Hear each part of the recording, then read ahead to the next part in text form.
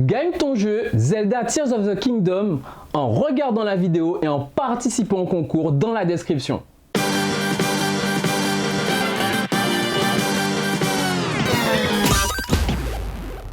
Salut les amis, j'espère que vous allez bien, c'est votre boy Lex et aujourd'hui on va se retrouver pour le 4e épisode de la Gamebox par Canalbox et on va tester deux pépites.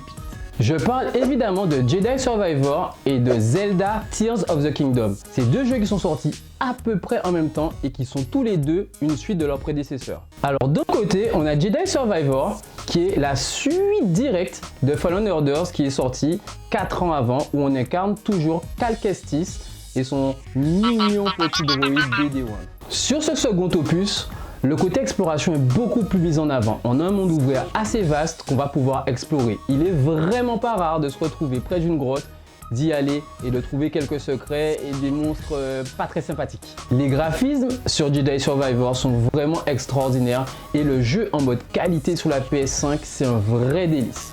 Soutenu par des ajouts de gameplay relativement solides, avec notamment plusieurs postures à développer et aussi des armes, on se retrouve avec des combats qui deviennent de plus en plus grisants au fil de l'aventure. Malgré quelques défauts comme des petits bugs, des problèmes de frame ou des ajouts qui n'apportent pas vraiment de plus-value au game design, Jedi Survivor reste vraiment un excellent jeu à parcourir et j'ai vraiment pris plaisir à finir le jeu. Et de l'autre côté, on a Zelda où il va encore falloir sauver la princesse Zelda. Encore. Si j'avais pas vraiment accroché au premier épisode, le deuxième épisode m'a vraiment enchanté et j'ai pu capter l'essence même des jeux Zelda.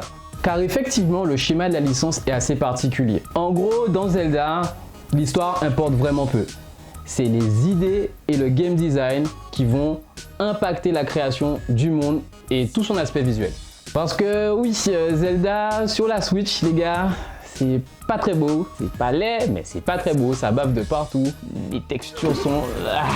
Voilà, vous m'avez compris. Si je peux vraiment reprocher à ce Zelda de reprendre beaucoup de choses de son prédécesseur, il n'en est pas une pâle copie. Avec notamment l'ajout de la fonctionnalité de construction, Zelda est un vrai bac à sable qui va laisser libre cours à votre imagination. Pour compenser des contraintes techniques vraiment importantes sur la Switch, Zelda nous offre une direction artistique aux petits oignons, une ambiance sonore extraordinaire et les gars, en secouant tout ça, on a probablement le GOTY. C'est tout pour moi pour aujourd'hui les gars et on se retrouve forcément au prochain épisode de la Gamebox par Canalbox. Surtout si vous avez kiffé l'épisode, n'hésitez pas à lâcher votre like. À bientôt, ciao!